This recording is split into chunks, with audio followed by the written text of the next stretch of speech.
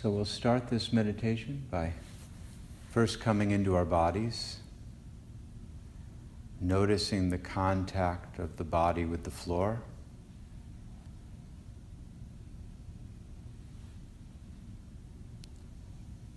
Feeling the full spaciousness of our legs,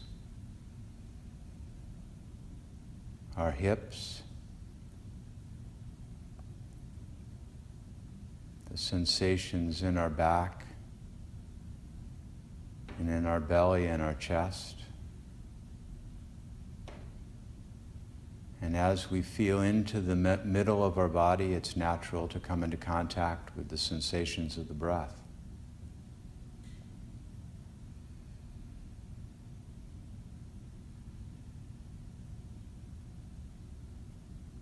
Constantly moving, coming in and out.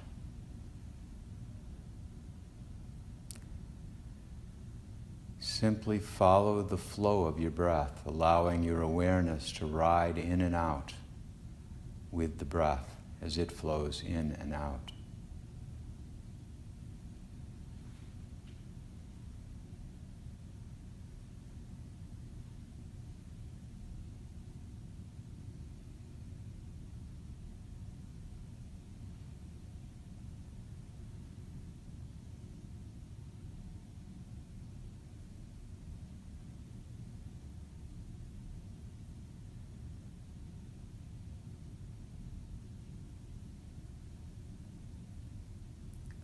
The body relaxed but straight, the mind relaxed and alert, just following the breath, in and out.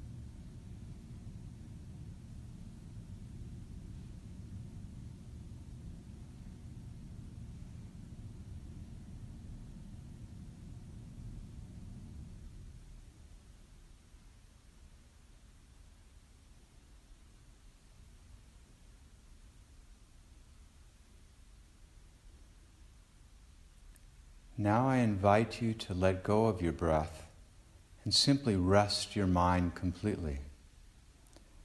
Just as your body is relaxed but straight, let your mind also be relaxed but alert. There's no need to do anything, not even to meditate. Just rest in vivid awareness.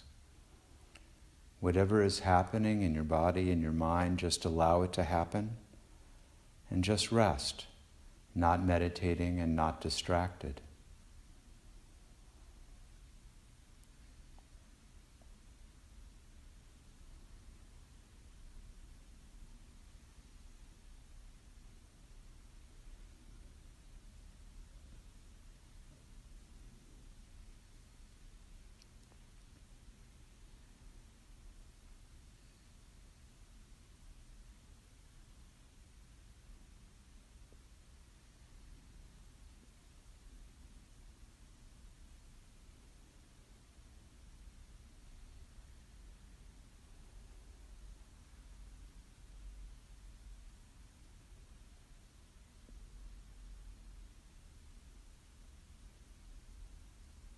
Whatever is happening, thoughts, feelings, sensations, sounds, just allow them to be known.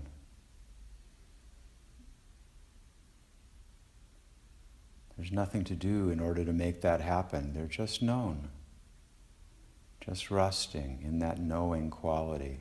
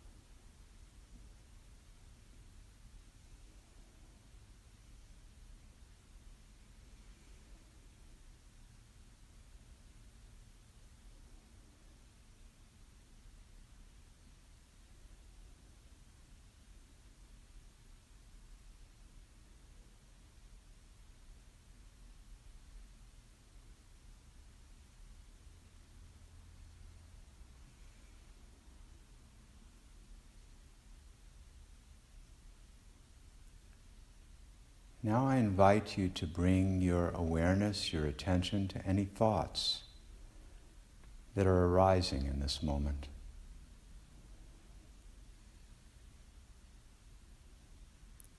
Just as you sit, notice them coming and going, notice them changing.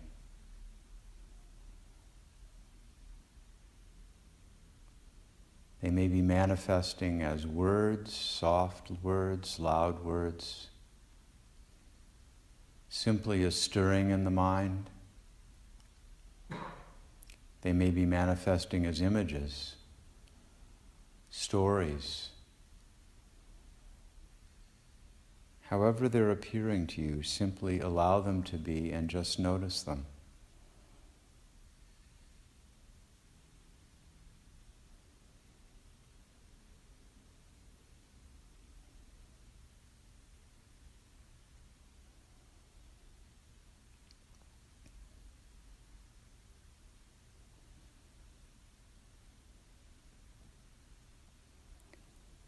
You may find that when you bring your attention to thoughts, they simply disappear.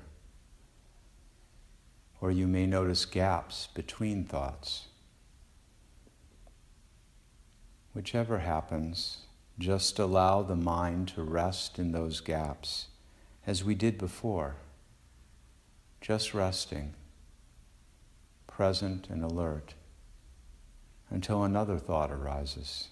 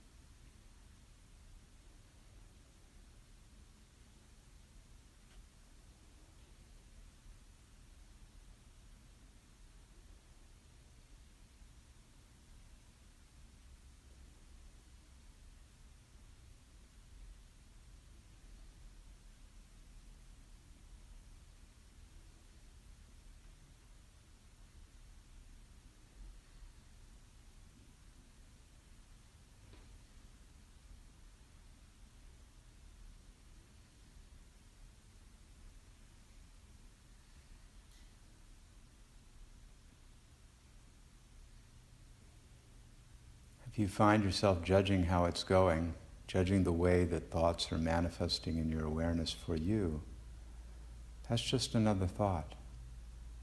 So notice that as well.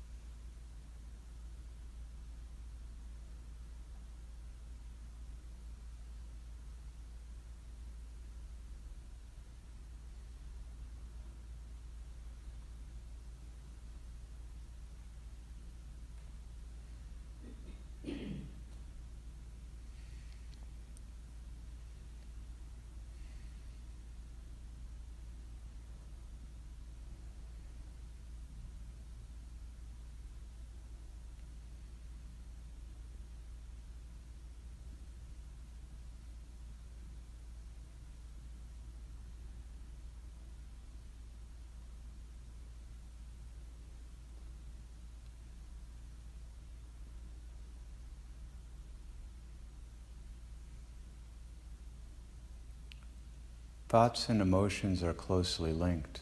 Thoughts have more words and images. Emotions have more of a quality of felt sense in the body. in order to give you a chance to experience what it's like to be with your emotions, I invite you to bring to mind some person that when you think about them arouses strong feelings for you. For some of us in this time, it might be bringing the image of our new president to mind. For others, there may be other people who might be better. But whatever it is, I just invite you to bring that person to mind, see them for a moment.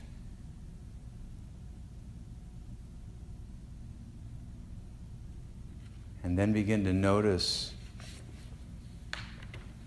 the emotion or emotions that are arising in you in response to that person.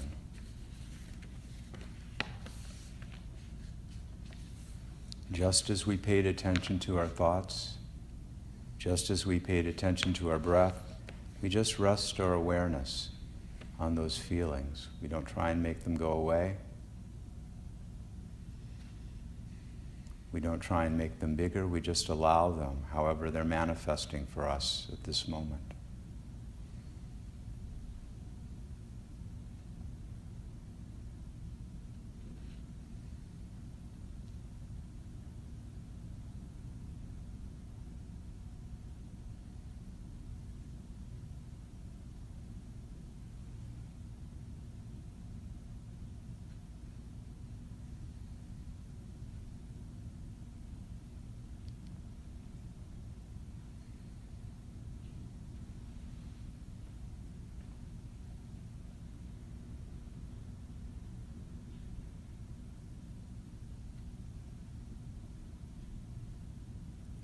Notice the words and images in your mind. Notice the physical sensations you feel as you are present to this emotion.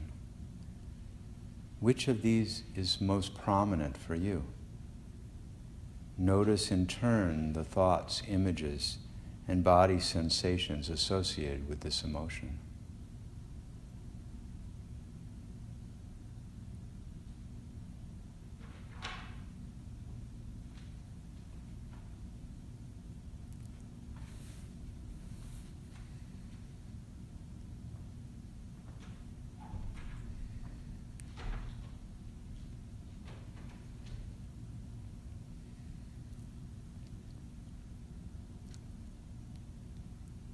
Does this emotion change as you are present to it? It may get bigger. It may disappear. Notice how it changes. If it disappears, simply rest the mind in presence as you did before when there were gaps between the thoughts.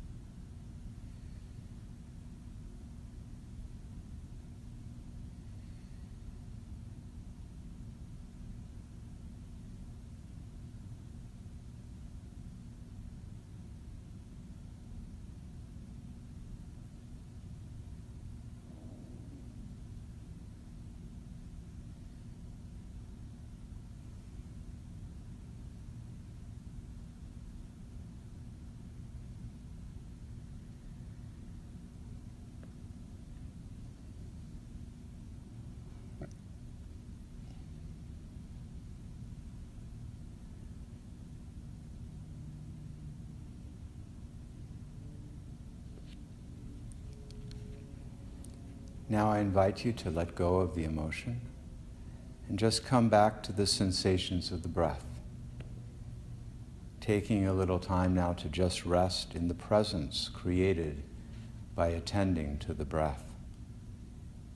On the in-breath, know you are breathing in. On the out-breath, simply know you are breathing out.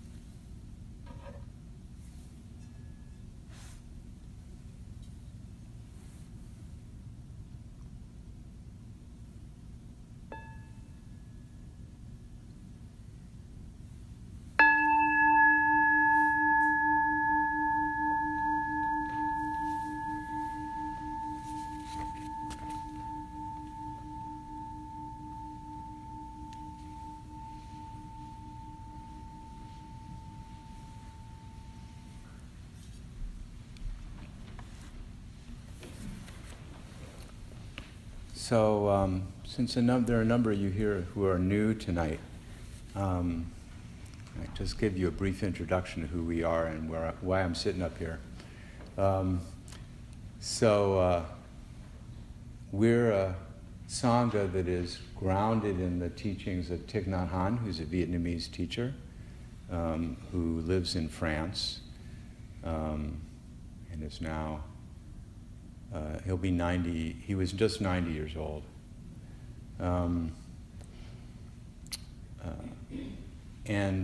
But many of us who've been practicing in this tradition for a long time also practice in other traditions. For myself, I often call it having binocular vision on the Dharma.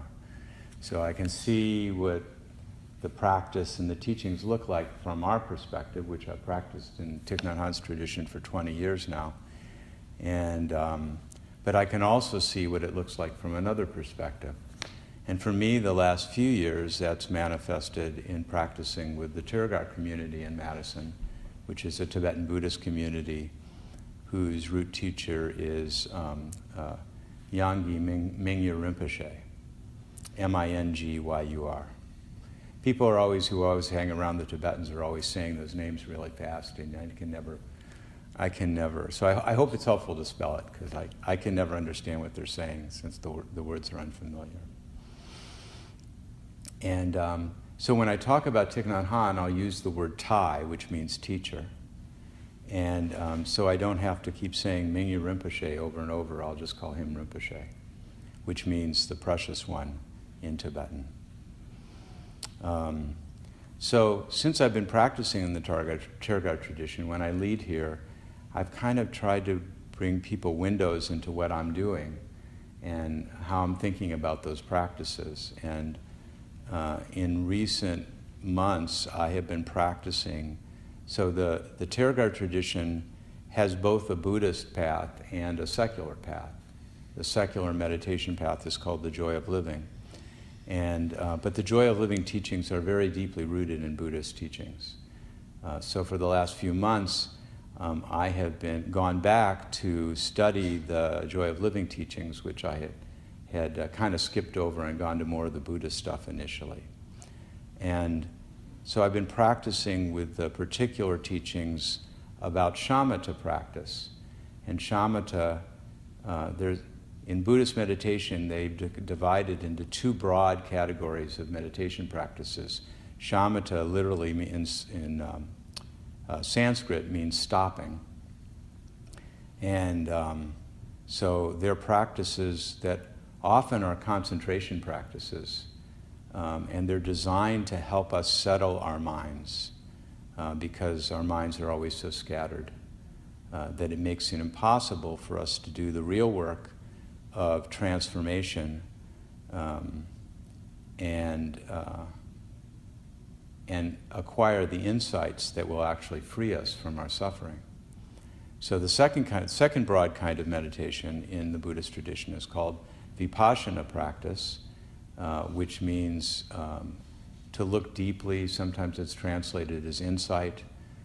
So those are practices that help you look into the nature of reality in order to understand the sources of suffering and be able to cut through the suffering and free yourself.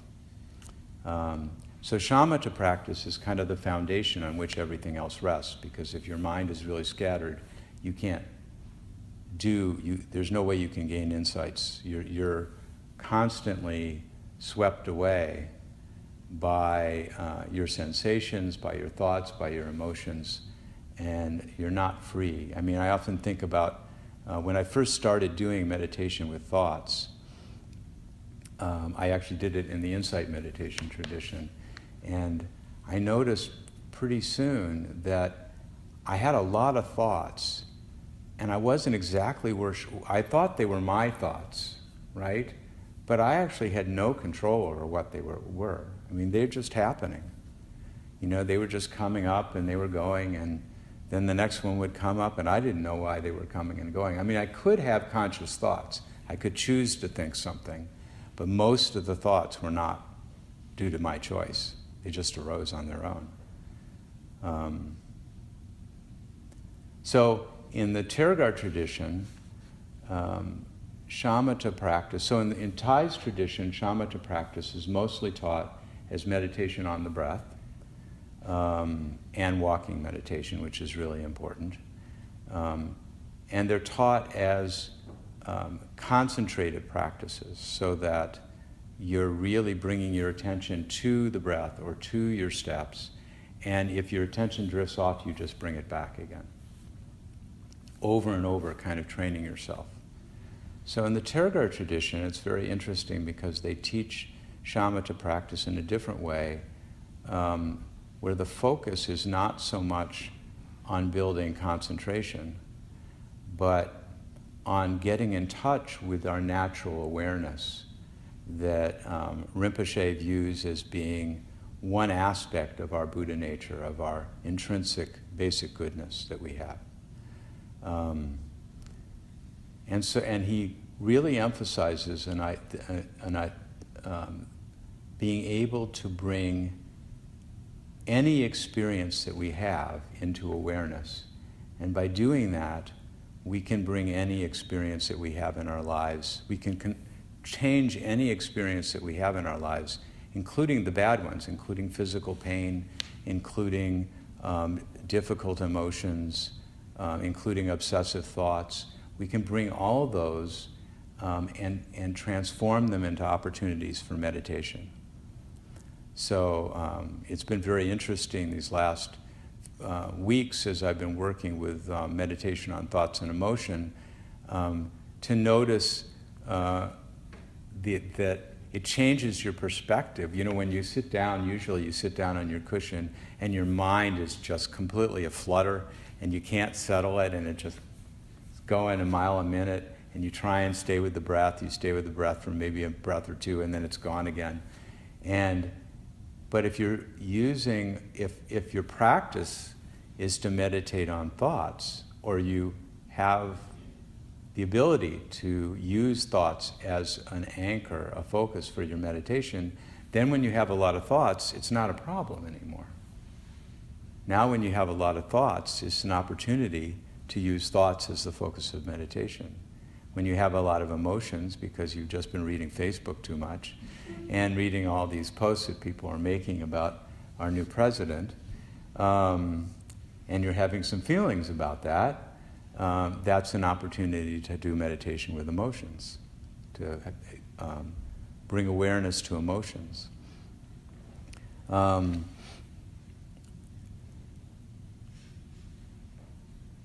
So let's see, so of course I always write things down and then I just keep talking and I forget where I am. So that's what I'm doing now. It's like, okay, what else was I going to say? So thoughts and emotions are really, from the Buddhist tradition standpoint, they're two aspects of the same phenomena. We live in the West, we live in a philosophical universe that was created in part by Descartes, whatever that was, 400 years ago or so. And he, he was the one who said, "I think, therefore I am," and believed very strongly in this idea of thought as being a pure entity that was separate from all our emotions. So we have this idea of thought as being very separate from emotions, but in Buddhism and in the Eastern countries in general, they don't think of them as being separate. In fact, if you ask a Tibetan where their mind is, they point at their heart. They don't point at their head. We always think that our mind is up here, but they think their mind is here. And so in Buddhist philosophy, thoughts and emotions are kind of lumped together into a category called mental formations. And the way Mingyur Rinpoche teaches it, as I mentioned during the guided meditation, is that both thoughts and emotions have three aspects. They have like what he calls audio, video, and body sensations. So the audio is the words that arise in our minds. The video is the images that arise in our minds. And the body sensations are simply the way that it feels in the body, that felt sense, that arises. And if you think about it, most of what we call thoughts are mostly words and images. And what we call emotions are things that have a much stronger aspect of being felt in the body. So when we're really angry or we're afraid, we feel that very strongly in the body. We also have thoughts and emotions at the same time when that happens. So, we may, when I'm reading Facebook, I may have obsessive thoughts about what's going to happen that's associated with my fear about what's going to happen. I may have images of what might happen. But there's also this very strong body sense. So, but otherwise they're very similar in that they're really just things that are arising in our minds. The sensory experiences we have some external cause, but these are really things that arise in our minds. They may be stimulated or triggered by something outside, but they're predominantly coming up from inside. And it's in the Buddhist tradition, it's really using mental formations as an object of meditation is universal throughout the Buddhist traditions. And I was going to read a little passage from Tai where he talks about this. And he says, when the energy of mindfulness embraces any mental formation, it brings about transformation. The many functions of mindfulness include recognizing, calming, nourishing, transforming, and attending to the mental formations that manifest.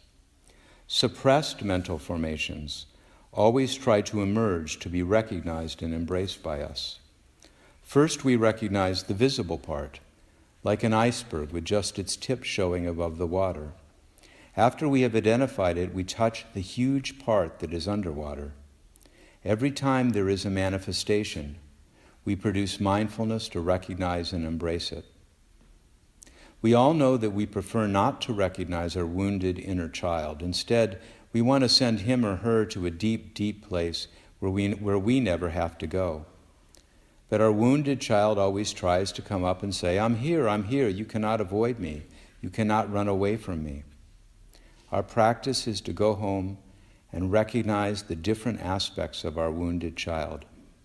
We embrace each aspect until finally we can embrace the whole child. Our Sangha can support us in this practice. So from the point of view of Tai, one of the purposes of embracing our mental formations is to allow them to transform, because if we have emotional states, if we have thoughts that we refuse to pay attention to, they just get more insistent. But by paying attention to them, we can allow them to transform. In the insight meditation tradition, there's this wonderful practice they call RAIN, which is an acronym where you first recognize what's arising, mostly talking about emotions, then you acknowledge them, and then you have some quality of investigation about what's going on, where you look underneath them to see what's their source. And then the N stands for nurturing, where we embrace these mental formations with kindness, with caring, in order to help them to transform.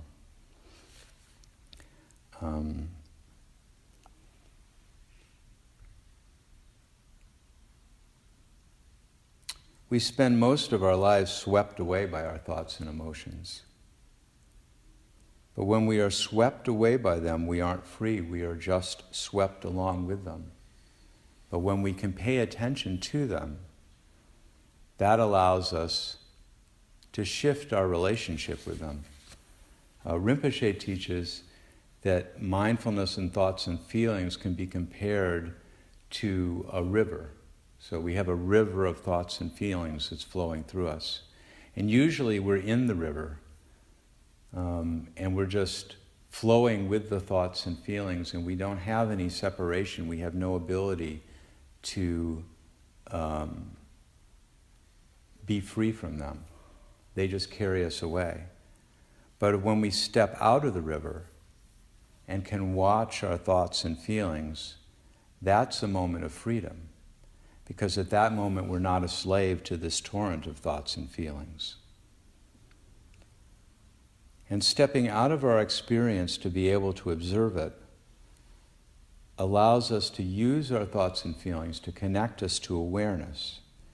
And I think that that's the way that Rinpoche teaches this. Awareness is so important, as I mentioned before, because awareness is one aspect of our basic goodness, of who we truly are, our true home, as Tai calls it. Awareness is larger than any particular experience. It's the space in which all of our experience happens. So Rinpoche writes, if there's a mind that can look in an experience, logically it follows that that mind is larger than the experience itself. In that split second of recognition, it becomes possible to catch a glimpse of the mind's infinite grandeur, to see it, as my father and other teachers described, as an endless ocean in which each moment of experience is nothing more than one among a series of waves, now rising, now falling, but never separate from the limitless expanse. So I'll quit there. So in our tradition, we have this wonderful tradition of Dharma discussion. And a Dharma discussion is a variation on circle practice, but instead of having a talking stick, when we wish to speak, we simply bow to the community, and the community will bow back to acknowledge us, and then we have the floor to speak from our hearts about our practice, about what I've been talking about, or whatever else you bring. And then when you're done, you put your palms together and bow again to communicate that you're done speaking.